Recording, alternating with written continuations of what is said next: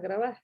Ahí ya tenemos acuerdo. Espera un ratito, aquí le voy a poner. Entonces, a este conversatorio que nosotros hemos nombrado Quijotes, cómo generar dinámicas participativas para nuevos lectores de literatura universal. En conmemoración por el Día del Libro, no podíamos dejar pasar esta fecha para que todos ustedes puedan celebrar junto a nosotros justamente esta práctica tan hermosa y tan bonita que es la literatura, la escritura y la lectura. Quiero, antes de empezar, quiero presentar a nuestros dos importantes invitados del día de hoy. Empiezo presentando a Mónica Barea. Mónica Barea nació en Latacunga en el año de 1958. Tiene formación de abogada, pero es librera de oficio. A partir de 1996 se dedica al mundo de la escritura y la librería, fundando la librería Rayuela en Quito. Además de escritora, es cuentista. Ha impulsado diferentes campañas de lectura y talleres de lectura y escritura creativa para niños, niñas, adolescentes y adultos desde el 2019, con gran acogida. Ha escrito algunos libros para niños y niñas, además de artículos en revistas y periódicos de renombre del país. Particularmente, le gusta que los chicos y los viejos se rían cuando leen sus historias. Odia la mentira y si miente se pone roja, roja hasta las orejas. Su cuento Navidad de Perro fue ilustrado por su hija María Paz Cordobés con esta obra ganó en el 2014 el premio Darío Guevara Mayorga que otorga el municipio de Quito. Entre sus obras más importantes tenemos La Margarita Peripecias del 2008, Juan Olvidón del 2009, Estás frita Margarita en el 2010, ¿Y qué animales? En el 2011, Cuentos de perros y otros enredos en el 2013, Navidad de Perro también en el mismo año 2013, y su autobiografía no autorizada del 2016, entre otros que se cuentan en este momento ya en las librerías. También quiero presentar también a Juan Felipe Torres, que nos acompaña desde Colombia, desde nuestro hermano país de Colombia. Juan Felipe es promotor de lectura y es mediador cultural en Colombia. Ha trabajado en diversas iniciativas de lectura en la ciudad de Bogotá, entre las que destacan el programa Libro al Viento y el proceso de formación a agentes comunitarios, lectores ciudadanos. Desde el año 2015, es creador y director de la biblioteca digital La Caja Viajera, Escritura, y del proyecto La Ciudad de los Monstruos, iniciativas con las cuales le han sido otorgadas varios reconocimientos como la Beca de Circulación de Literatura y Artes en el 2018 y el estímulo de la Red de Organizaciones Cuidadoras de Bogotá, otorgado por el IDPAC y la OEI en el año 2020. Muchísimas gracias a los dos por acompañarnos en este día. Para nosotros es un honor contar con su presencia, con su experiencia y sobre todo con su trayectoria para que nosotros podamos en este día pues generar aprendizajes a partir de todo lo que podamos conversar el día de hoy. Yo quiero dar inicio a este conversatorio pidiéndoles a los dos que nos cuenten un poco más allá de su trabajo, más allá de lo que hemos hablado y mencionado en esta pequeña, cortísima presentación que sin duda no le hace honor a todo lo que ustedes han realizado en toda su trayectoria a través de la lectura. Y queremos conocer cuál ha sido su trabajo en el ámbito de la motivación a la lectura y escritura. Cada uno, empezando por Mónica, van a tener aproximadamente 3 minutos, de 3 a 4 minutos, para contarnos un poquito más sobre cuál ha sido su trabajo en este ámbito. Mónica.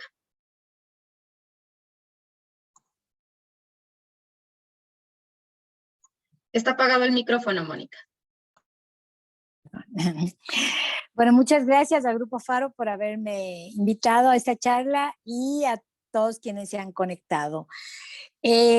Bueno, yo empecé, como les decía Lorena, yo soy abogada disidente, dejé las leyes hace mucho tiempo, dejé el derecho y me fui por el camino torcido. Y entonces en este camino torcido he encontrado maravillas de cosas porque me dediqué a los libros. Me dediqué a los libros a través de la librería Rayuela. Entonces en la librería, poco les voy a contar lo que hacíamos y lo que hacemos, ¿no? Ahora las reuniones por Zoom con chicos y chicas de colegios, con gente que quiere escribir, con gente que quiere recomendaciones de lectura y tal. Y antes teníamos una cantidad de eventos para los chicos. Nosotros tenemos en la librería un pequeñito espacio infantil y entonces un día hicimos algo, por ejemplo, como el perro lector. Entonces una chica que es entrenadora de perros trajo sus perros y supuestamente los niños que tenían dificultad para leer le leían al perro. Entonces, claro, al perro no importa si le leo mal, al perro no importa si me equivoco, si no hago la pausa en la coma. Los niños fueron felices. Igual solíamos hacer permanentemente cuentos y canciones. Hace mucho tiempo yo empecé con un espacio que se llamaba Cuento y Golosina. La idea era que el cuento y el chocolate eran las dos maravillas de la vida y entonces venían los niños y mientras se tomaban una taza de chocolate o se comían un chocolate, habían cuentacuentos, títeres y distintas formas de incentivar, ¿no? Yo creo que básicamente es eso lo que se ha hecho, por un lado. Y por otro lado, dejar que los niños se acerquen a los libros. A mí mucha gente me decía, oye, pero te van a dañar. Y yo decía, bueno, si de todos los libros que estos niños me dañan, sale un lector, ya está recontra amortizado el costo de esos libros que me tocó pagar al proveedor. Porque de eso se trata, ¿no? De que el niño se vaya familiarizando con el libro, de que lo haga suyo, de que se apropie del libro. Yo creo que básicamente por ahí ha sido mi acercamiento para motivar a la lectura. Ahora, yo como escritora soy otra cosa, pero bueno, eso es aparte. Muchas gracias, Mónica. Juan Felipe, ¿qué nos puedes contar? Buenas tardes. Primero agradecerle al Grupo Faro, a Mónica, a Lorena, bueno, a ustedes que están aquí con el silencio, pero también con la presencia y siempre estos asuntos digitales, esta pantalla con nombres puestos, me recuerda al inicio de una novela muy hermosa que se llama La voz dormida de Dulce Chacón, que inicia con unas mujeres que están en la cárcel y que no pueden hablar muy duro, entonces susurran y de pronto se empiezan a reír. Y siento que el acto de reír, el acto de celebrar la existencia es la mejor excusa para conversar el día de hoy. Ya lo dijo Lorena, mi nombre es Juan Felipe. Se enuncia mi labor como promoción de lectura, pero a mí me gusta enunciarme como cartero, como alguien que viaja con la palabra, que la lleva por la ciudad de Bogotá. Tengo y hago parte de un proceso que se llama la Caja Viajera de Escritura. Es biblioteca digital, pero porque tiene repositorio digital, porque está montada en la red, pero realmente es un compilado de experiencias que circulan en el territorio. Entonces, hay varios proyectos, uno de ellos es la Ciudad de los Monstruos, de la monstruosa infancia, de esos niños monstruos que a veces no llegan a abrazar la noción de niño y niña que todos y todas tenemos, pero también de la violencia que sufren los niños, ¿no? De lo que no se debe decir, de lo que los adultos les temen hablar, tomar la palabra, poner el tema en la mesa. De allí surgió una revolución con libros, ¿no? Y es un movimiento político de niños y niñas que se reúnen para marchar en sus barrios, para enunciar a voz viva lo que sufren otros niños. Y bueno, es el discurso de la justicia creado desde la infancia. Luego está otro proceso que se llama Mujeres y Narrativas de Paz, que hace un homenaje a las experiencias de resistencia de grupos de mujeres en el extenso territorio de mi país, que han sobrevivido a la guerra y han encontrado la forma de resistir. En homenaje a ellas, nosotros situamos las experiencias de memoria y reparación de las mujeres en los barrios de la ciudad y nos ponemos a escribir cartas que, en efecto, ya les decía yo que era cartero, yo pues movilizo en la ciudad. Y por último, si ustedes tienen objetos antiguos en la casa que les evoquen memorias de la infancia o que les traigan memorias de alguien que ya partió porque les abandonó o porque se fue en definitiva, pero bueno, siempre se queda algo de alguien y de algo. Están las cajas de la memoria, cajitas llenas de objetos para narrar, pero también un homenaje a los abuelos y abuelas como contadores de historias. Entonces, allí también digamos que estaría un resumen, pero un resumen así hecho muy rápido de este ejercicio que bueno, estará muy lindo conversarlo más situado y más lentamente en esta horita que nos encuentra. Los saludo de nuevo y es una alegría infinita estar aquí compartiendo la palabra y la vida con ustedes. Muchísimas gracias, Juan Felipe y Mónica. Muy interesante todo lo que nos acaban de contar. Quiero recordarles a las personas que se acaban de conectar que pueden hacer sus preguntas a través de los chats de Zoom para quienes tienen el link de ingreso al Zoom, o a través del Facebook en nuestra transmisión de Facebook Live. Un equipo del Grupo Faro va a estar compilando sus preguntas y nos las harán subir al final para poder comentarles aquí a cada uno de nuestros expositores del día de hoy. Yo quiero ingresar ya un poquito más en materia. Y hablar un poco de estas iniciativas creativas de acercamiento a la lectura y a la escritura de las que ustedes participan, pero enlazado con el tema de la educación.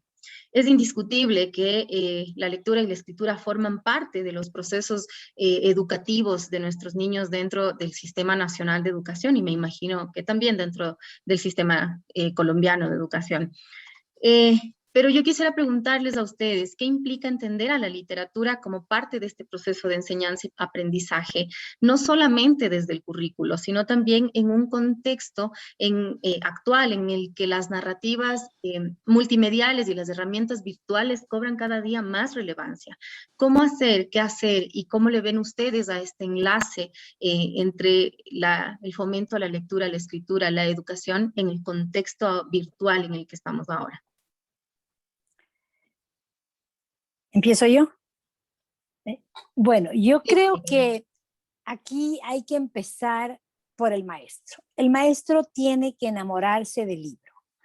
Y a partir de ahí le va a pasar lo que nos pasa a todos con nuestros enamorados. Yo estoy enamorada de George Clooney, ¿no es cierto? Entonces, digo, lo hermoso que es George Clooney, lo lindo que es George Clooney, lo tierno que es George Clooney. Y es la única manera de poder contarles qué tan maravilloso es este objeto del que yo me he enamorado, que es el libro. Entonces, hecho eso, yo creo que los maestros se convierten naturalmente en mediadores de lectura, porque ellos van a ser el puente entre en mi caso, entre el librero y el niño lector, ¿no es cierto? Van a ser ellos los que le van a llevar al niño las historias, por un lado. Por otro lado, creo que es bien importante dejar que el niño se acerque al libro, dejar que el niño vea el libro y decida qué quiere leer. El acto de lectura, aparte de ser un hermosísimo acto solitario, tiene que ser también un espacio de diversión. O sea, tengo que leer lo que me guste. Es como cuando voy a una heladería, no me voy a tomar el helado que no me gusta, no, me voy a tomar el que sí me gusta y el que me va a provocar, este estuvo delicioso y la próxima me pido de 2 bolas porque estuvo divino. Lo mismo tiene que pasar con el libro, ¿ya? Por un lado. Y entonces, lo que les decía es que básicamente que el niño escoja las lecturas y que las lecturas sean divertidas. A través de la lectura, uno no tiene que enseñar nada, uno no tiene que decirle al niño, mira, tienes que comer con la boca cerrada, mira, tienes que ser buena persona, mira, no, tiene que divertirle y para eso está, por ejemplo, La peor señora del mundo. La peor señora del mundo les pone limón a los hijos en los ojos. Pero es una maravilla.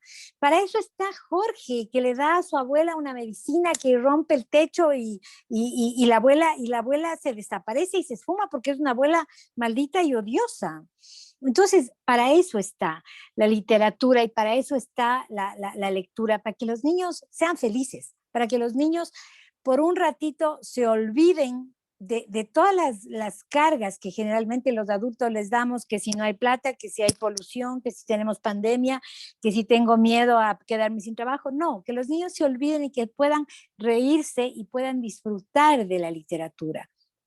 Entonces, yo creo que ese es el primer paso, ¿no? Ese es el primer paso, que el niño se acerque naturalmente al libro y luego que el maestro, enamorado del libro, le vaya conduciendo a leer, como les digo, las cosas divertidas. Creo que básicamente por ahí se empieza. Juan Felipe. Claro que sí. Yo siento que, y también lo pienso desde la noción de maestro, hay 3 maneras de relacionar o leer el acto lector en la escuela, ¿no? La primera es la del discurso curricular, La siguiente es la realidad del aula y la tercera es la subjetividad de quienes están en esa relación, ¿no? La subjetividad del niño y la niña y la subjetividad del maestro, ¿no? La primera niega los sujetos, propone un escenario imaginado donde todo va a ir bien, donde se debe leer ciertos libros porque son los mejores libros o son los libros que los niños deberían leer y los tienen que leer de esta manera. El maestro debe enseñar a leer así porque es su función. Y luego está la realidad del aula que bueno, tiene, además del espacio de plenitud, también las fisuras de la vida, ¿no? Las fisuras de la existencia, ¿no? Entonces, ese discurso curricular puede romperse, ¿no? Porque resulta que el niño y la niña no quiere leer eso, no quiere leer lo que se le propone por muchas variantes. Puede ser que o no se encuentre allí o no le interese o en su vida pasan cosas tan complejas y difíciles que leer deja de ser la prioridad que desde la escuela siempre se ha defendido. Y yo me ocupo de esa fisura para decir que ese también es un espacio donde se debería permitir leer. Creo que los libros son un espejo, son la posibilidad de reflexionar, pero también reflejar la existencia misma. Son historias, como también son las historias de la cotidianidad, como también los abuelos tienen historias, las mamás tienen historias, como nosotros también que construimos historias a cada momento y a cada hora y a cada minuto. Y cuando nos damos cuenta que deja de ser el recurso para la didáctica solamente y empezamos a entender que allí está la vida, podemos generar nuevas formas de leer. Y siento que esa realidad y pensarnos el ejercicio de lectura desde esa realidad nos permite entender también el hecho de que no todos los niños y niñas tienen acceso, no todas las comunidades tienen acceso, hay algunos adultos y adultas mayores que no saben leer y digamos que plantear desde allí la posibilidad del libro se vuelve crucial para los retos educativos. Yo lo diré brevemente. En pandemia, al menos aquí en Colombia, pues muchos niños y niñas no tenían acceso a internet o muy limitado, en su casa solo había un celular o no había, entonces, ¿cómo educamos desde allí? ¿No? ¿Cómo educamos cuando debemos estar distanciados con, aquí le decimos tapabocas, donde no podemos tocar al otro porque esta realidad además se volvió la lógica de estar alejados siempre? Entonces, mi pregunta también es esa, ¿no? ¿Cómo el maestro o el mediador de lectura se permite abrir la puerta de su casa y salir con sus libros para quienes no tengan acceso? Eso lo hicimos desde la Ciudad de los Monstruos, comprendiendo que además de los niños que podían conectarse, pues habían niños que no, entonces llenamos la maleta de libros y las llevamos a los barrios donde no habían, obviamente con los distanciamientos y protocolos, pero allí estuvieron los libros y leímos con tapabocas, que es muy difícil, además que toca leer mucho más duro, pero lo conseguimos, porque hablar del libro es de hablar de acceso. Gracias, Juan Felipe y Mónica. Yo quiero rescatar algo muy importante que ustedes han dicho, que es el tema de acercar a los niños a los libros. Y quiero relacionar esto haciendo un pequeño recorderis de cómo fuimos nosotros acercados a los libros, por ejemplo, de literatura universal en nuestra escolaridad. Y cómo podemos un poco desmitificar este tema de la literatura universal como se nos fue enseñada, para que ahora esta pueda ser utilizada para enamorar a los niños y para conseguir nuevos lectores y, por qué no, escritores de gran relevancia. ¿Cuál es el reto ahí? ¿Cómo podemos hacer para desmitificar este tema de esta enseñanza que tuvimos la mayoría de nosotros de la literatura universal, para que ahora se vuelva este lugar de encuentro, este espacio de creación y de reflexión a través de estas grandes obras? Bueno, mientras no empecemos con la lectura del mío Cid, todo bien, todo bien. Mientras no le demos a un niño que está enamorándose de todo lo que ve, a un chico de 15 años, mientras no les demos las coplas a la muerte de su padre, de Jorge Manrique, todo bien. Todo bien, esas coplas son bellísimas, ahora que estoy vieja y que las puedo entender, pero no a los 15 años, por Dios, no a los 15 años. Entonces, dentro de la literatura universal también hay cosas maravillosas para los niños. ¿Qué tal si empezamos por Oscar Wilde, por ejemplo? ¿Qué tal si empezamos, no sé, se me ocurre con El Príncipe Feliz de Oscar Wilde? ¿Ya? está Demian de Hermann Hesse, está todos los cuentos de Edgar Allan Poe. O sea, ¿a quién no le gusta tener miedo cuando es guagua? A todos nos gusta tener miedo y a todos nos gusta hacernos pipi en la cama del puro miedo, ¿no es cierto? Pero somos felices con ese gato negro y con ese escarabajo y con esas miradas que nos relata Poe. Entonces yo creo que lo que digo siempre hay un libro para cada persona. Y yo creo que ahí son los maestros los que tienen que buscar llenarse de literatura universal, de los grandes maestros de la literatura, y ser el puente para los niños, entre esta literatura y tal, buscando exactamente lo que sí les va a gustar. Obviamente, yo me acuerdo, creo que tenía 12 años o menos, cuando mi papá a papá no se le podía entregar un libro y decirle, sí me gustó. No. Había que darle lección completa, más o menos, por un lado. Y por otro lado, decirle, ya empecé a leer. No. Había que acabar. Lo que se empezaba, se acababa. Y me acuerdo yo con pavor de la Genoveva de Brabante. Dios mío, cómo lloré. O sea, creo que el libro terminó empapado y la cama y la almohada y todo. Pero, ¿qué fue lo importante de la Genoveva de Brabante? Que me hizo sentir.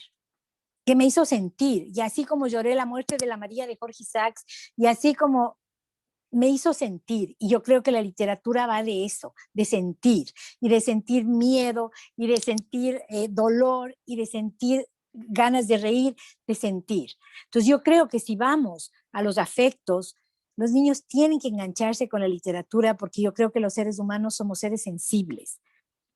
Y siempre en algún punto se van a identificar con algún libro, por muy de terror que sea, por muy de amor que sea, se van a identificar y se van a sentir que ellos también quieren escribir así, que ellos también quieren actuar eso. Muchas veces pasa que los niños juegan a esto. Yo no sé ustedes, pero yo me acuerdo que yo soñaba con ser Batman, por ejemplo. Y así mismo soñé con ser Demian, y así mismo soñé con ser el príncipe feliz, y así mismo soñé con todos esos personajes.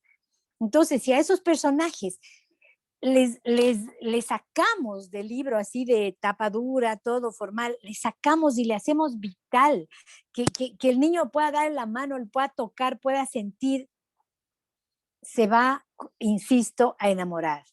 Y de paso, repito las palabras de Juan Felipe que me encantaron: decir libro es decir acceso. Exactamente, eso me parece vital.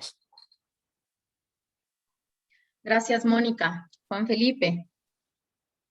Yo conecto también con Mónica desde la experiencia personal. Decir literatura universal mediada por la escuela es enunciar como experiencia de lectura sufrible, dolorosa, difícil, lenta, obligada. Y creo que ahí es el punto donde tenemos que generar reflexiones en tanto a cómo se está construyendo estos ejercicios de mediación.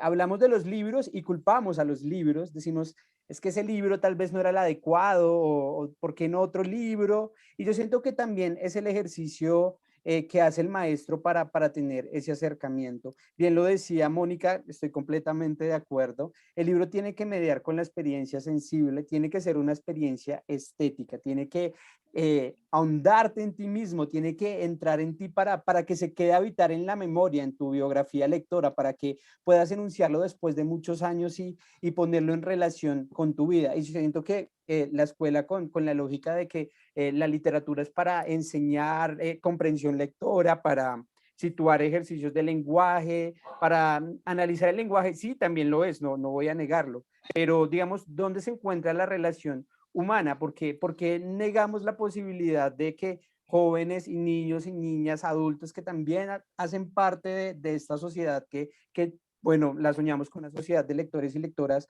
no lo hacen, ¿no? Porque siempre juzgamos que o es el acceso o es el libro, pero es importante ir al lugar de la mediación.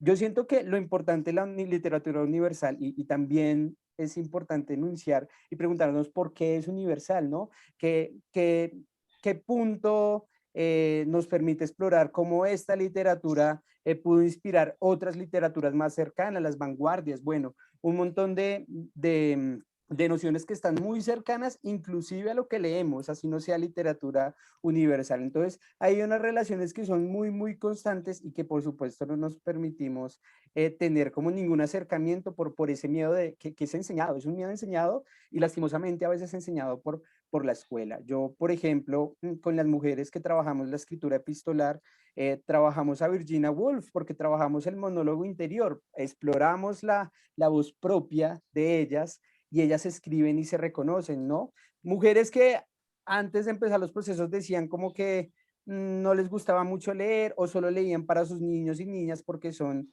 madres comunitarias de algunos jardines aquí de la ciudad, se atrevieron a reconocerse a través de Virginia y luego de Virginia de Clarice Lispector y así hasta que no son las autoras, sino son ellas mismas las que se enuncian. Entonces hay que permitir que los libros dejen rezagos en uno, que sean cobija de palabras y que te permitan después narrarte desde allí.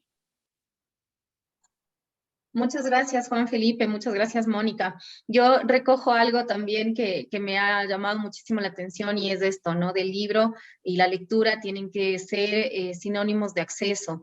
Yo creería que el sinónimo del libro es libre.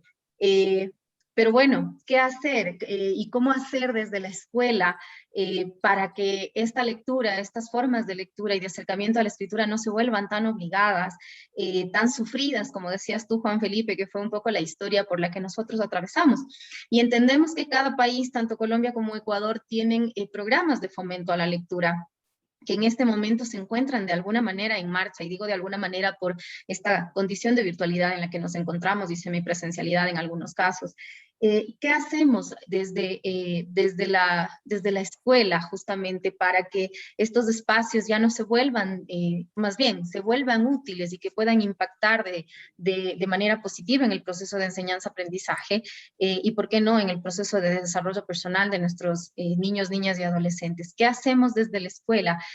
¿Cómo ven ustedes estos programas, ya que ustedes lideran programas externos al sistema educativo nacional de cada uno de los países? ¿Cómo lo ven ustedes desde fuera y qué debería hacerse desde dentro? Bueno, yo la verdad es que estoy un poco desconectada respecto a ¿cómo se llaman estos? A los currículos de las escuelas, pero no sé si esto sea así y seguramente me equivoco, pero yo creo que una cosa es la materia de gramática de castellano y otra muy distinta tiene que ser la de lectura. Yo creo que por lo menos a mí, hace 450,000 años, me enseñaron, o sea, nos sugerían libros, nos hacían leer libros los profesores dentro de la materia de castellano o de gramática que se llamaba, o dentro de la asignatura de literatura cuando ya éramos grandes. Entonces, mientras la profesora dictaba el siglo de oro con rojo, copie, no sé qué, no sé cuándo, a la vez nos introducía la lectura. Entonces eso era de un aburrimiento brutal. Y encima teníamos que hacer análisis del personaje, del tiempo, de la voz. No. Yo creo que aquí habría que hacer una diferenciación. Leía yo a Casani, que es un experto en la escritura.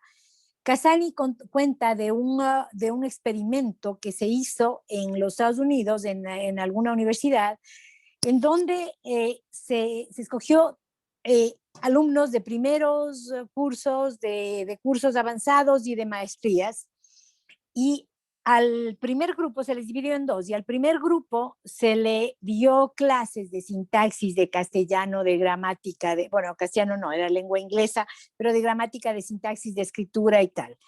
Y al otro grupo simplemente se les llevó a salas de lectura y se les dijo, a ver, el libro que a usted le apetezca leer, agárrelo y léase, punto. Pasados 6 meses del experimento, se juntaron a los grupos de estos y se les dio un tema para escribir. ¿Cuál fue el resultado? Que los alumnos que habían leído a su aire, así libremente lo que les apetecía, escribieron mejor, lograron textos ricos literariamente hablando, lograron escribir bien, lograron textos comunicar mejor. En cambio los otros sí, lo hicieron bien, después de 6 meses de dale y dale y dale, así es la escritura y es la ortografía y tal, obvio que escribieron bien, pero no eran tan ricos, no eran tan potentes, no llegaban al público de la misma manera como llegaban los otros. Entonces yo creo que esto es vital. No sé, nunca se sabe, no sé cuáles son las posibilidades de las escuelas, pero tener bibliotecas chiquitas de aulas, que los niños vayan a las bibliotecas o que los niños de alguna manera tengan acceso al libro y lean, punto, sin presiones.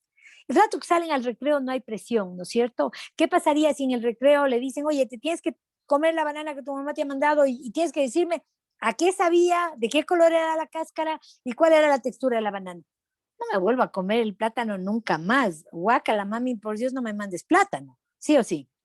En cambio, si le dejo que salga al recreo, que disfrute del plátano, que se lo coma, si esté dulce o como quiera que esté, va a disfrutar del recreo y del plátano. Yo creo que lo mismo pasa con la lectura.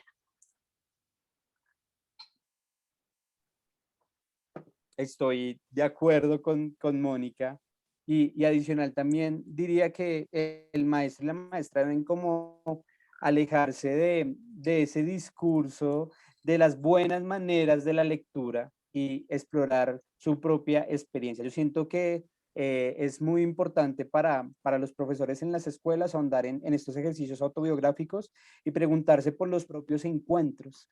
Aquí, y lo digo también desde lo que se construyen en el barrio, que es este territorio extenso, pero que termina siendo pequeñito porque en un territorio se encuentran todas las voces, es como primordial y crucial darle sentido a lo que uno vive y sueña, ¿sí?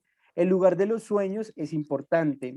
Sabemos que la lectura es ficción, sabemos que la lectura son narrativas que inclusive pueden estar distantes, y yo diría que no es tan así. Yo diría que vale la pena que los maestros se atrevan a ir más allá, ¿sí? A darle lugar en el mundo material a lo inimaginable, ¿no? A lo imaginado. Y creo que eso tiene mucho que ver con esas propias trayectorias. Si el maestro deja de sentirse y leerse desde el discurso de la lectura del currículo y empieza a construir desde su propia práctica lectora, desde su propia experiencia lectora, para construir puentes con los otros, estamos hablando de relaciones literarias más humanas y más cercanas. Entonces, no sé, tal vez aquí veo varios maestros, tal vez a Sandra Vélez le encante el juego y construya en su aula una pequeña biblioteca de palabras y diversos juegos, pero tal vez no sé, se me ocurre que a Raquel le puedan gustar el fútbol, y uno piensa qué cosa más distante una de la otra, y siento que no, siento que un partido de palabras donde podamos leer a los poetas, donde el que hace gol nos dé una adivinanza es una posibilidad. Es ahondar en mi propio universo, no tener miedo a romper la lógica del aula, las filas, la lógica de evaluar y bueno, construir un mundo con otros y con otras, ¿no? Porque están los niños y niñas. Y puede que a ellos no les guste el fútbol. A mí no me gusta el fútbol, por ejemplo. Si a mi maestro me hubiera dicho, vamos a jugar fútbol literario, yo no me hubiera sentido tan feliz, pero lo hubiera habitado de diferente manera. Y tal vez le hubiera dicho al maestro, yo también tengo una idea de cómo habitar la lectura. Y tal vez no sea solo el mundo del maestro y la maestra, sino el mundo que se construyen desde los niños y niñas. Y tal vez ese niño y niña pueda ser un gran promotor de lectura, un gran lector y mediador en el futuro. No lo sabemos, no es la obligación tampoco de enseñar a leer con amor y afecto, pero siento que vale la pena generar universos. No solo leer, sino explorar universos, literal, sacar al libro de sus palabras y hojas y de nuevo, y lo reitero, arroparnos con sus palabras. Muchas gracias, Mónica y Juan Felipe. Solo quiero recordarles a las personas que nos están mirando y que nos están acompañando que a través de los chats de Facebook Live y de aquí del Zoom, a las personas que están dentro del link de Zoom, pueden hacer sus preguntas, solo a través de los chats. Muchísimas gracias. Yo quiero recoger algo que ustedes también han acabado de decir, que es justamente el encontrar estos espacios digamos, voy a ser redundante, de encuentro, tanto con los docentes y los niños, hacer de estas experiencias a través del diálogo, experiencias de aprendizaje para encontrar los medios y las formas, porque no existe una receta específica de cómo acercar a los niños a la lectura sin antes haberles escuchado y dialogado con ellos. Y esta práctica del diálogo, sin duda, es una práctica también o un ejercicio de democracia. Y ese es el segundo tema que yo quisiera abordar en esta tarde, justamente, de cómo se ejerce o se hace ciudadanía a través de estos espacios de encuentro y de participación y de diálogo. ¿Qué hacen los libros para que nuestros países puedan tener estas prácticas de creación de ciudadanía dentro de las comunidades? No solo dentro de las escuelas, sino de las comunidades en general. Repíteme, Lore, se me fue repíteme la pregunta, por favor. Claro que sí. Estábamos hablando de que habíamos abordado el tema de generar espacios de diálogo para entender justamente el interés por la lectura. Y mi pregunta era, ¿cómo a través de estas dinámicas podemos crear ciudadanía? ¿Cómo creamos o cómo promovemos estos espacios de encuentro, estos espacios de participación y diálogo para crear ciudadanía, pensando justamente en el fomento de la democracia también? Bueno, yo creo que si uno logra estos espacios de encuentro, un poco como que no hace falta, no va a hacer falta enseñar a ser buenos ciudadanos, porque cae por su propio peso, ¿no? Cuando están grupos de niños leyendo, comparten las lecturas. Cuando están escuchando una lectura, comparten. Entonces, yo creo que en ese compartir está dado absolutamente todo lo que necesitamos. ¿Por qué? Porque en ese compartir está el respeto, porque en ese compartir está el dar, porque en ese compartir está el aprender a escuchar al otro también. Yo estudié en un colegio de monjas que no recomiendo, que parece por algo que puse el otro día en Facebook, que soy la única que no le quiere a ese colegio. Pero en todo caso yo debo rescatar de este colegio que las monjas traían de España unos libros carísimos. Entonces, como eran tan caros, uno podía comprarse un libro, ¿ya? Y sabías que tú pagabas el derecho a leerte, a llevarte al final del año un libro. Sin embargo, había el número de libros igual al número de niñas, ¿no? Entonces, ¿qué pasaba? Que tú podías agarrar cualquier libro y leerte el de tu compañera, y entonces ibas cambiando. Y a veces sí, te tocaban libros destartalados, y a veces sí, había libros que habían señalado. Yo me moría de las iras y decía, espero para fin de año que no estén todos desbaratados, porque quiero llevarme un libro bueno para las vacaciones. Sin embargo, en este encuentro de poder leer el libro del otro, me acuerdo especialmente de dos títulos. Del uno era de los 7 y el otro era de los 5. Entonces eran historias de 7 niños que hacían travesuras, que descubrían tesoros y tal, y los otros eran los 5. Entonces los 7 en peligro, los 5 van en el tren, los 7 y el profesor malo, los 5, eran distintas historias. Y yo me acuerdo que había polémicas en el grado. Estoy hablando de niños de 9 y 10 años, ¿no?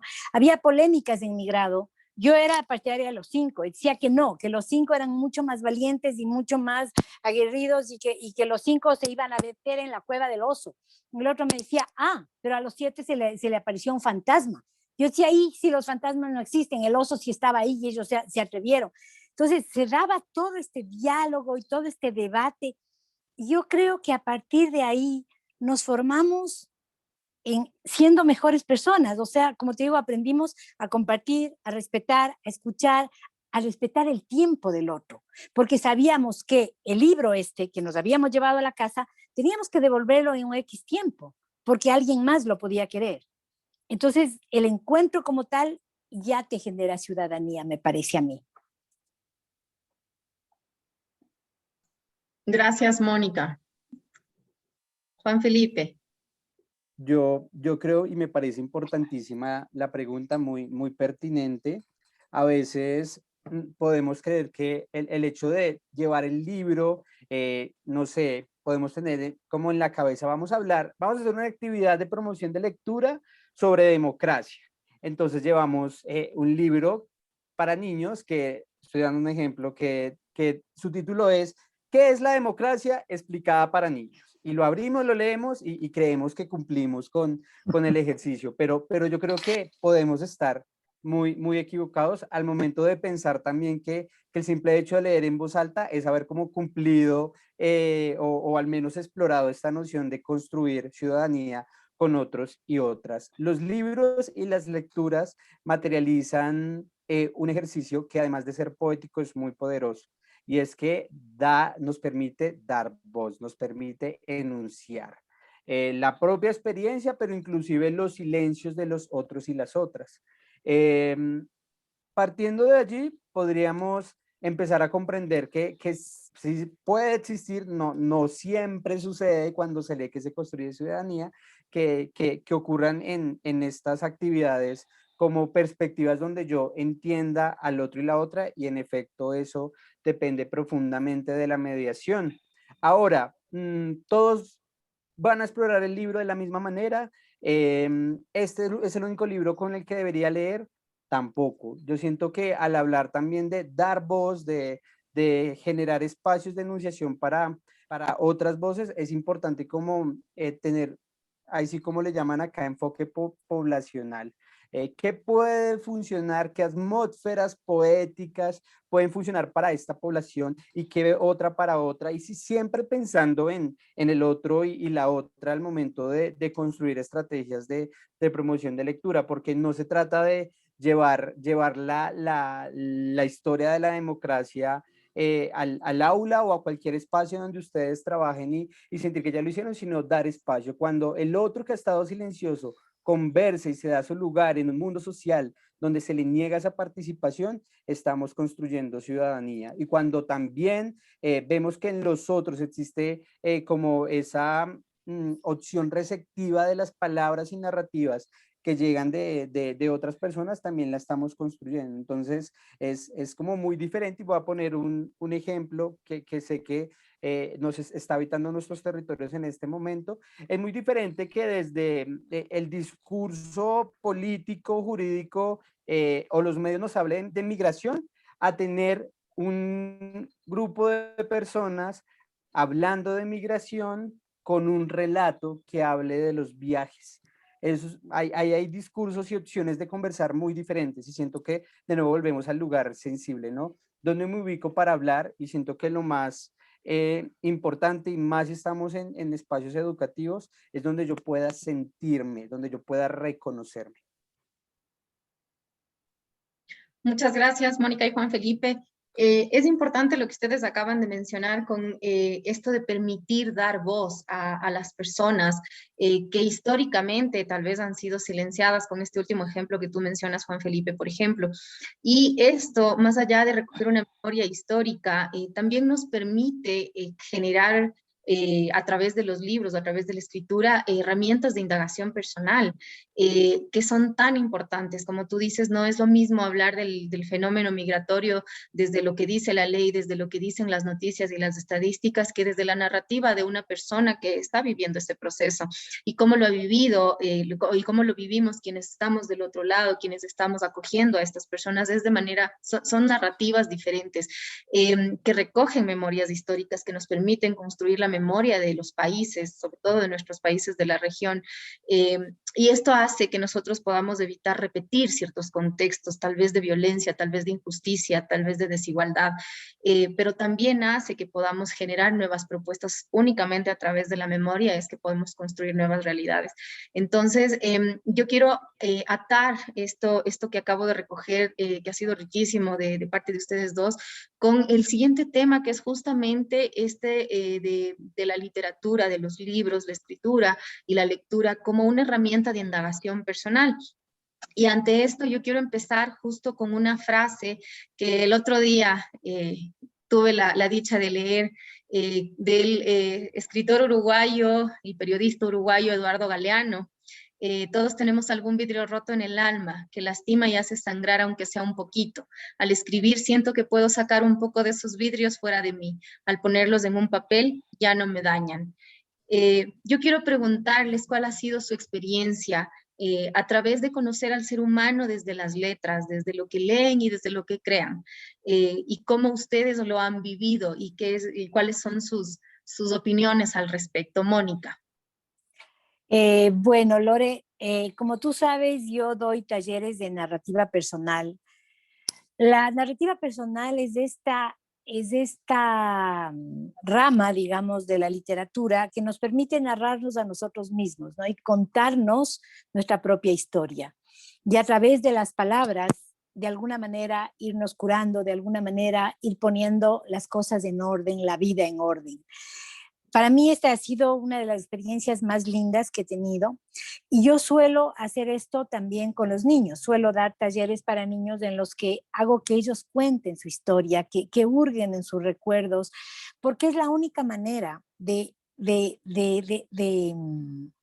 a través de las palabras y contándose su propia historia, asumirse como seres humanos, asumirse como sujetos y poder vivir en paz, poder vivir libres y sobre todo sin un equipaje grande a la espalda, ¿no?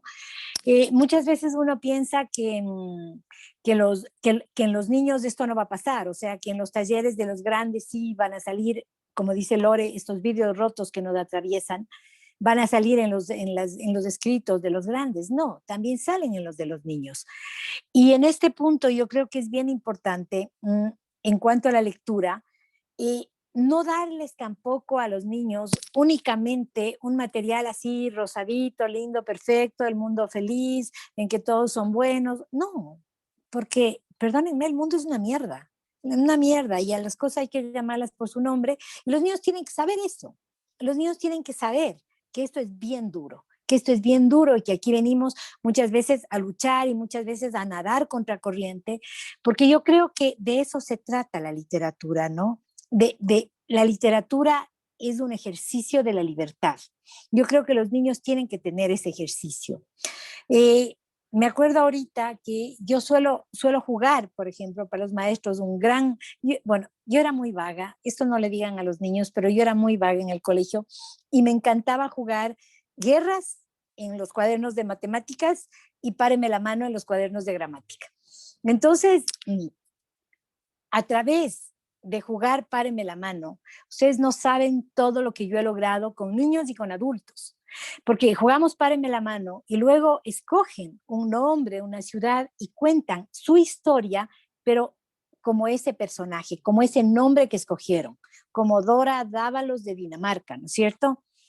Y es impresionante porque como que este velo de ser otra persona, como que esta posibilidad de sacar su voz a través de un personaje, les permite sacar esos vidrios rotos, justamente, esos vidrios que atraviesan el alma, y ha sido, para mi gusto, una de las mejores experiencias, y tengo guardados algunos de los cuentos de los niños, que son bellísimos. Tengo uno de un caracol que vomita, y esto es lo máximo, ¿no? Y claro, y luego conversando con los papás del niño, me dice, ay, es que el pobre siempre se marea en los viajes. Claro, él se marea en los viajes y se siente muy mal. Y entonces este era un caracol que vomitaba, pero a la final terminaba abrazado de la mamá del caracol vomitón, ¿no es cierto? Así terminaba el cuento.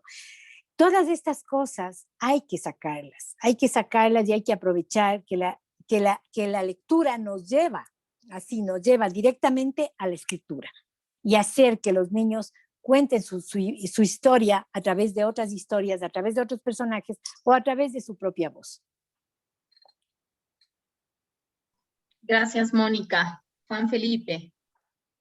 Es creo que una pregunta hermosa que hasta que te hacen las preguntas, tú ahondas y haces el esfuerzo por encontrar las palabras, unir frases, porque de verdad no alcanzan las formas de dar respuesta al ejercicio, porque finalmente simboliza lo que al menos en mi ejercicio como promotor de lectura yo podría afirmar, ¿no? Así como existen derechos humanos, derechos culturales, deberían también existir derechos emocionales, ¿no? Porque a veces educamos para tener algunas emociones en el marco de lo privado, ¿no? Entonces, es pública la alegría porque allí vemos a los niños felices, es pública, bueno, la noción de plenitud y de tranquilidad, pero lo doloroso, lo horrible, queda escondido en la casa, ¿no? No se enseña a no decirlo porque es vergonzoso, porque es difícil de mediarlo, porque yo como maestro o maestra no puedo hacerlo y mejor se lo dejo a otra persona. Entonces, ve con tus penas y tus dolores a otro espacio donde alguien sí pueda entenderlas, ¿no? Como si el dolor no nos hermanara, como si no nos permitiera identificarnos, abrazarnos, encontrarnos. Y creo que eso es algo que permite la literatura, ¿no? Yo siempre lo digo, la literatura nos regala el derecho a conmovernos en intimidad, pero también cuando hacemos el ejercicio en colectivo. El hecho de llorar, el hecho de romper con la propia memoria, de rememorar lo doloroso, no es algo que se abre porque sí.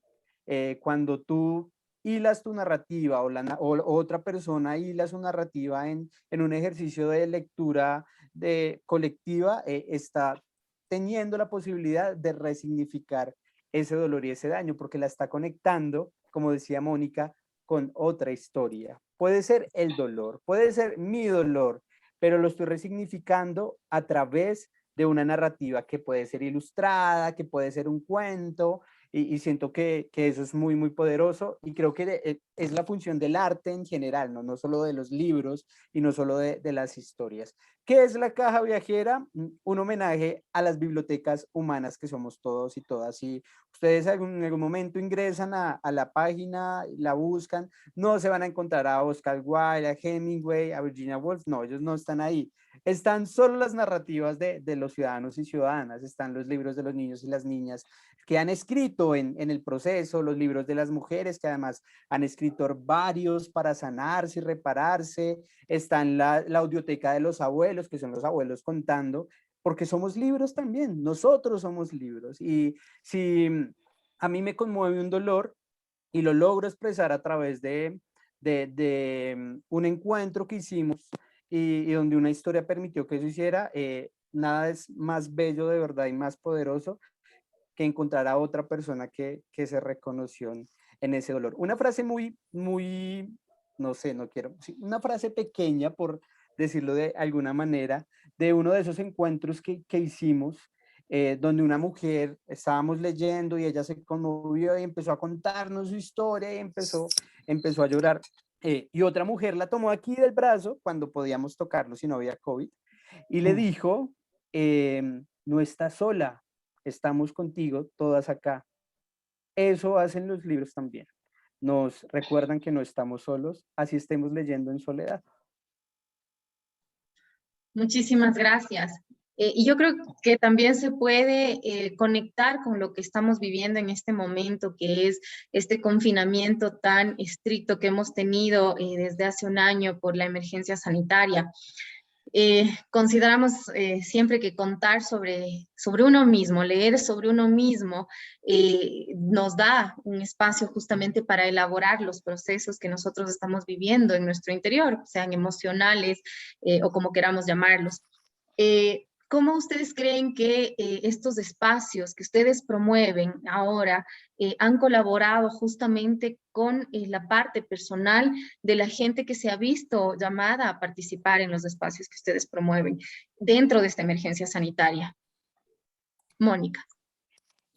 Bueno, yo empecé a dar talleres presenciales, ¿no? Talleres presenciales hace más de un año, hace 2 años exactamente.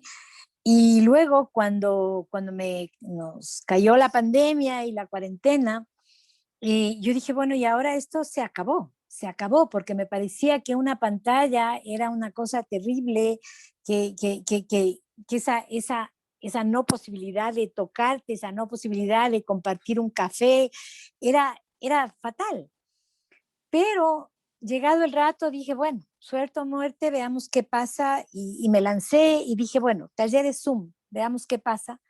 Y la verdad es que ha sido una experiencia súper rica y yo por lo menos me he sentido súper conectada con mis alumnos, y muchas veces mis alumnos me dicen, no, es que este espacio me contiene, es que este espacio me sostiene. Y yo digo, no, son ellos los que me están sosteniendo a mí realmente, son ellos los que me dan ganas. Todo lo que he leído en este tiempo, creo que no había leído en la vida, porque no he parado de leer. ¿En función de qué? De mis alumnos, de ver nuevas lecturas, de buscar nuevas formas, de ver cómo mejorar esto, ¿no? Y yo creo que la relación que se ha dado ha sido muy chévere, y sobre todo, como decía Juan Felipe, el dolor nos ha hermanado. En este caso, el encierro nos ha hermanado, y el encierro nos ha hecho vernos de otra manera y ver al otro también de otra manera. Yo diría respetarnos más.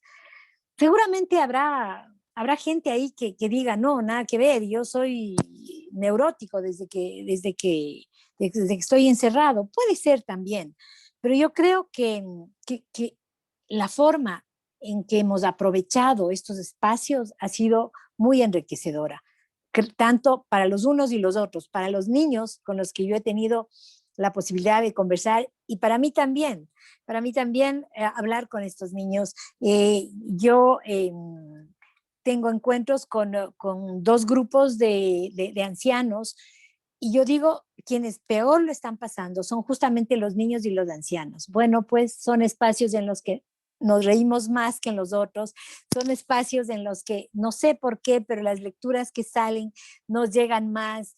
Y sí, a veces terminamos llorando, también es cierto, ¿no? También es cierto, pero bueno, ahí está. Reímos y lloramos en la misma proporción. Gracias, Mónica. Juan Felipe, ¿qué nos puedes comentar? Bueno, esta dinámica de nuevo reconocimiento, volver a reconectarnos, además de permitirnos, casi obligarnos a encontrarnos de esta manera, con unas facilidades y privilegios como el de hoy, que podemos desde la distancia conversar, también nos ha dejado fenómenos de violencia desde donde nosotros aquí en la ciudad hemos logrado generar y hacer unos cambios muy importantes. ¿Qué pasó además de tener que llevar la escuela a lo digital, o llevar la intimidad y cerrar la puerta y no volver a salir a la lógica cotidiana? Pues que también los fenómenos de violencia empezaron a aumentar. Padres que no estaban acostumbrados a tener a los niños tan cerca, y bueno, tener como la obligación de ayudarles en la escuela, pues fomenta unas dinámicas que eran antes negadas y que no se podían materializar, y pues tenemos como resultado que muchos niños y niñas son violentados por cosas que ningún niño ni niña debería ser golpeado, pero sucede y ocurre, ¿no? Y es un fenómeno que después de la pandemia pues fue un aumento, ¿no? Que empezaron a surgir esto que no me gusta, que son las estadísticas, los números exorbitantes de las dinámicas violentas en los hogares, pero estaban los números, ¿no? Y uno dice, uy, no, mucha gente, muchos niños, pero no está lo particular, no está esa narrativa, ¿no? No está la voz del niño o niña, que además es silenciada siempre, no está. Entonces, ¿qué nos propusimos? Pues vamos a llevar libros a los barrios donde están estas estadísticas muy altas, pero además vamos a llevar libros que hablen sobre violencia intrafamiliar, sobre emociones, sobre nuevas infancias, O sea, libros que reconozcan estas infancias que son violentadas, que son abusadas incluso, ¿no? Porque decía bien Mónica, a los niños hay que darles otras narrativas, ¿no? Y es que no todas las infancias son felices. Y además hay literatura infantil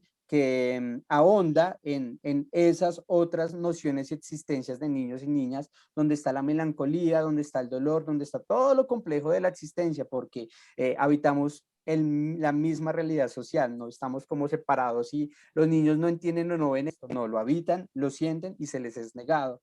Entonces, llevamos estos libros, llevamos estas actividades, metodologías, pero también invitamos a las familias a hacerlo, ¿no? Entonces, a los talleres llegaron los papás con sus hijos, las mamás con sus hijos, y además empezaron a hablar los padres y madres de sus actos violentos. Y creo que eso es muy poderoso, porque cuando le das voz al que violenta, también estás transformando. Siento que hablando de construcción de ciudadanía y todo lo que hemos ido hilando hasta el momento, también nos situamos las voces que se contradicen o que se conflictúan, ¿no? Y siento que tenerlas ahí en el mismo espacio genera siempre transformaciones, ¿no? Entonces, el niño sin miedo le decía, le cuestionaba a su mamá que por qué lo maltrataba, que por qué le decía ciertas palabras y no había otra forma y no había otro momento y no había otra situación para que el padre o la madre asumieran y aceptaran que estaban violentando. Y no desde el entorno de que se le está juzgando, sino desde el espacio que se construye desde la estrategia lectora, ¿no? Que es el diálogo, ¿sí? Es la manera de lograr encontrar un espacio de sinceridad, de libertad, que también es otra categoría que hemos habitado, ¿no? Y obviamente nosotros, otras personas que también estuvieron en el proceso, pues nos tenemos que ir porque no podemos irnos a las casas de otros e invadir con la idea de los libros y quedarnos a dormir ahí, a vivir ahí. Pero dejamos libros, logramos conseguir unos recursos para dejar unas pequeñas colecciones que fueron sus primeros rincones de la lectura ahí construidos en las esquinas de las casas, soñando, porque ya no nos corresponde a nosotros ese otro paso, que en las noches tal vez algunos de esos niños y sus papás abrieran los libros para sonreír, reconocerse y aceptar que a veces sufrimos, a veces fallamos y que es bueno conversarlo y dialogarlo. Listo, muchísimas gracias. Vamos a entrar a la parte final, esta hora se nos ha ido volando por este tema tan bonito que nos llama el día de hoy. Sin embargo, yo quiero dar paso a las preguntas que tenemos ahorita de las personas que nos están mirando. Hemos recogido cerca de 4 a 5 preguntas y les voy a pedir, por favor, Mónica y Juan Felipe, que las respuestas sean bastante breves. Pero también les voy a pedir a las personas que nos están mirando, tanto por Facebook Live como desde aquí el link de Zoom, que en los chats puedan poner el libro que les impactó en la vida. ¿Sí? Puede ser en su niñez, puede ser en su etapa adulta, y así vamos creando en este chat un pequeño repositorio en donde podemos volver a ver el video y también mirar en el chat exactamente cuáles son las recomendaciones de libros que les han cambiado la vida, que les ha tocado la vida a todas las personas que están en este momento mirándonos por estos dos canales que son el Facebook y el Zoom. Y mientras ustedes escriben esto en el chat, nosotros vamos a leer las preguntas para Juan Felipe y para Mónica, que les reitero que pues nos ayuden con las respuestas bastante breves, sin dejar, lógicamente, compartirnos toda su experiencia y su sabiduría en este espacio, ¿no? Yo quiero hacer la primera pregunta para los dos. ¿Qué pasa cuando los maestros o maestros no son lectores? ¿Cómo pueden ellos promover la lectura?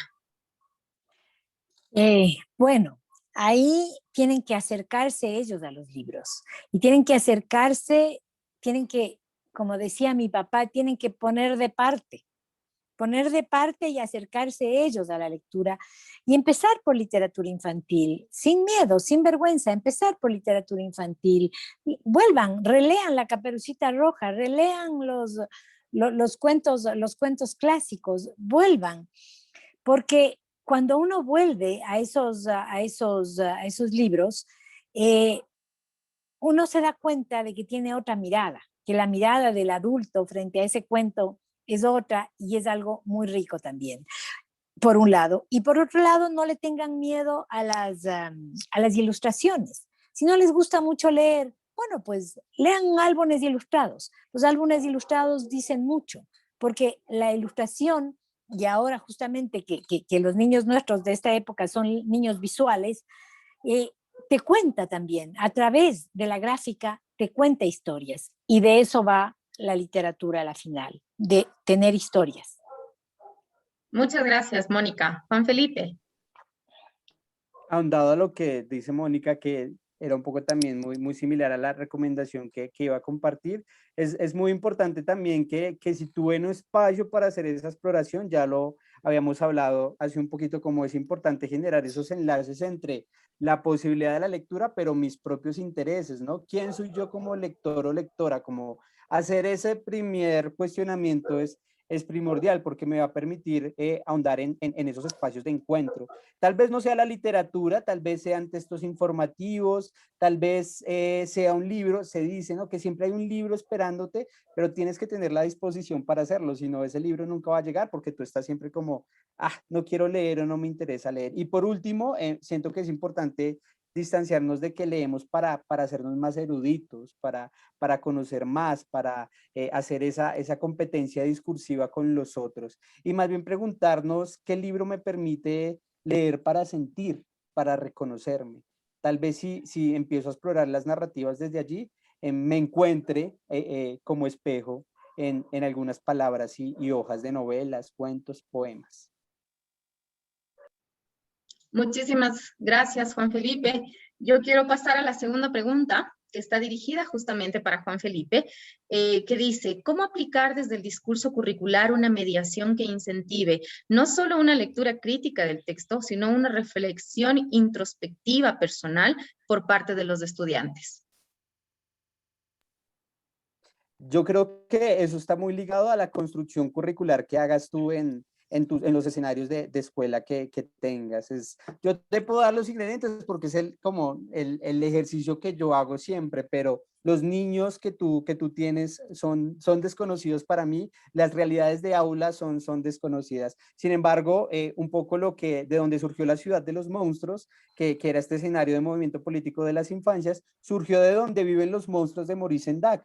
Esta narrativa de un niño que se encierra en su casa, en su habitación porque lo castigan y construye un mundo, generó una revolución. Entonces, lo único que yo propondría es que explores los libros que tú creas disponibles, indispensables, los libros donde tú encuentres a los otros, a tus niños o niñas o si son adolescentes y te permitas generar una situación de contexto, una situación imaginada para materializar ese espacio donde podamos leer internamente. La escritura epistolar siempre va a funcionar porque me permite, con la excusa de contarme a otro, reflexionar sobre las propias vivencias. Y estoy construyendo texto literario y estoy construyendo un relato que es introspectivo, pero además también estoy haciéndolo para enviarlo a otro o a otra. Entonces también esa forma de ahondar en la escritura te puede funcionar en tanto trabajes narrativa personal. Me parece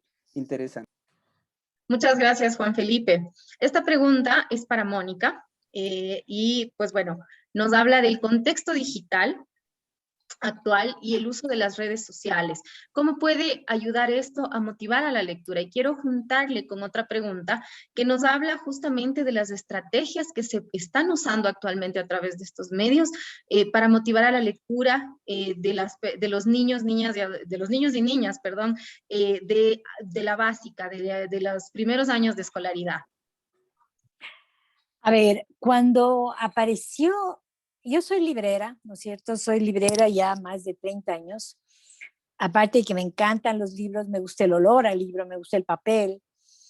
Y cuando salió el libro digital y el ebook y toda esta historia, yo lo odié y lo vi como el competidor maldito que me iba a dejar sin librería, hijo de tal por cual, ¿cómo se te ocurre que una pantalla va a venir a reemplazar el papel, desgraciado, sinvergüenza, cómo así? Por suerte te quedas sin pila algún rato, ¿ya?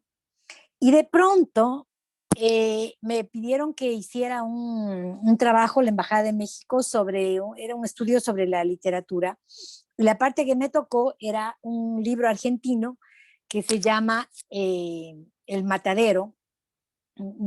Su autor es de Echeverría, y empecé a buscar el libro, no encontré en ninguna parte, y me tocó leérmelo en digital, pero así muerta de ira, ¿no? La porquería esta que tengo que leerme y encima aprender y encima, claro, el reflejo y tal, y me di cuenta de que simplemente es un medio, y que si nos podemos acercar a la lectura por el medio que sea, eso es lo que cuenta, eso es lo que cuenta. Y ahora, en todos los santos días, a la hora del desayuno, yo tengo este aparatito frente a mí con un libro que voy leyendo en digital. Ya no sé, o sea, ya perdí la cuenta de cuántos libros me he leído en digital.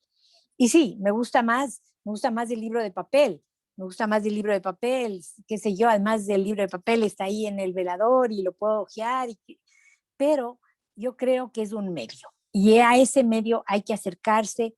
Como decía hace un rato, los niños de ahora son niños de pantalla, son niños visuales, son niños de juegos, de cosas, y tampoco les podemos criar lejos de eso, no, simplemente acercarles a la lectura a través del medio que sea, si es que es digital, bien, y si es que es de papel, bien también, o sea, ¿qué vamos a hacer?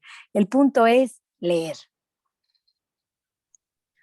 Muchas gracias, Mónica y Juan Felipe. Gracias a todos los que nos han compartido sus libros, los libros que les han tocado la vida, tanto en el chat de Zoom como en el chat de Facebook que estamos mirando. Les digo, les sugiero que no se pierdan las recomendaciones que están escribiendo todos los compañeros a través de estos chats.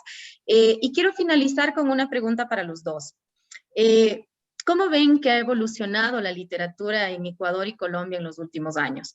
¿Creen que la pandemia cambiará esta evolución?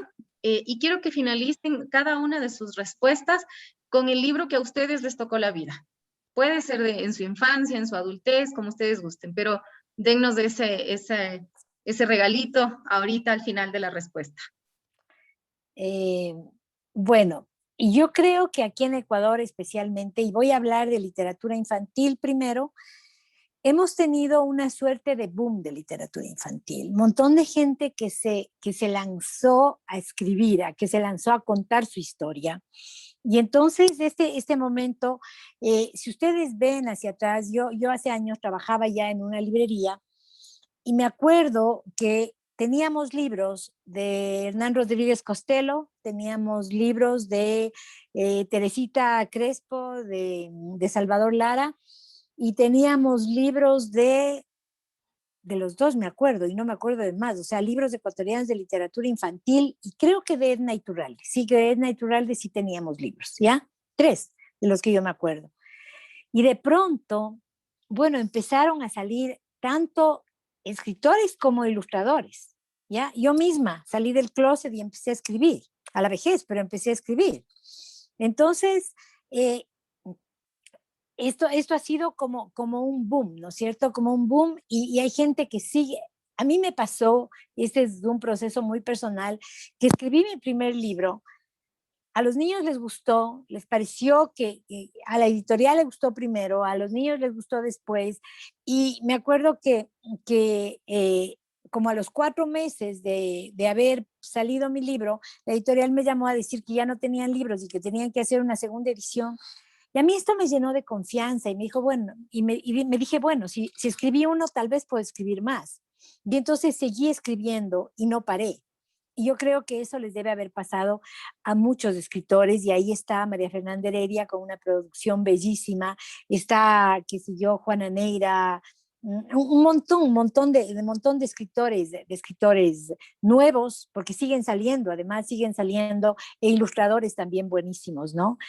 Y lo mismo está pasando en Ecuador con toda una generación de chicos, yo digo la sub 40 o la sub 50 más bien, porque uno que otro creo que ya pasa de los 40, esos chicos de la sub 50, y digo chicos porque me acuerdo que cuando murió Pablo VI, él murió creo que a los 90 años y mi abuela tenía como 94 y decía, me muero jovencito, se ha muerto Pablo VI. Entonces, y a mí también, o sea, todo el que tiene menos de 60 para mí es jovencito, ¿no?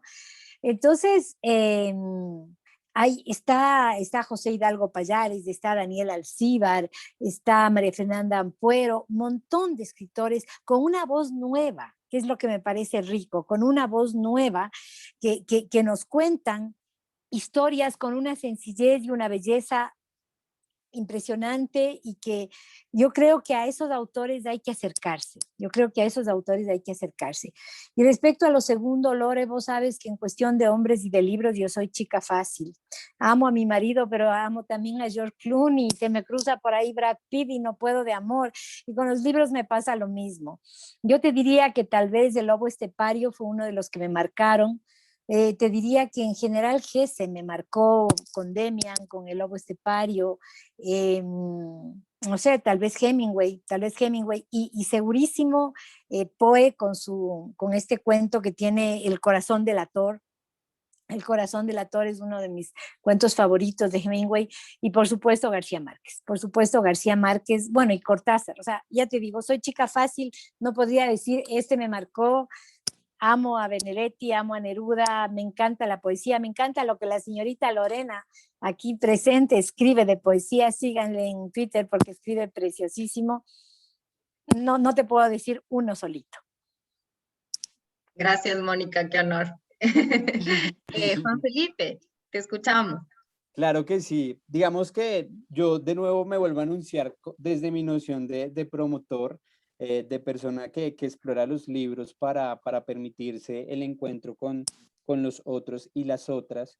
Y siento que también después de toda esta noción del acuerdo de paz, tuvimos la urgencia de volvernos a nombrar, de volver a contar la historia para la infancia, que la infancia reconociera cuáles eran los hechos victimizantes de la guerra, pero no desde la narrativa sangrienta que a veces nos propone la realidad, ¿no? Sino desde lo simbólico. Y siento que los autores y autoras colombianos han situado sus esfuerzos o su espacio creativo en volver a narrar desde allí la realidad de este país, ¿no? Porque los niños y niñas son sujetos políticos, pero también son sujetos de memoria, y creo que la literatura es un buen enlace para empezar a generar estos espacios. Creo que inclusive es el único, con algunas artes también, viable para hacerlo, ¿no? Para contarlo y no acomodarlo, contarlo de forma poética, porque la infancia es poesía.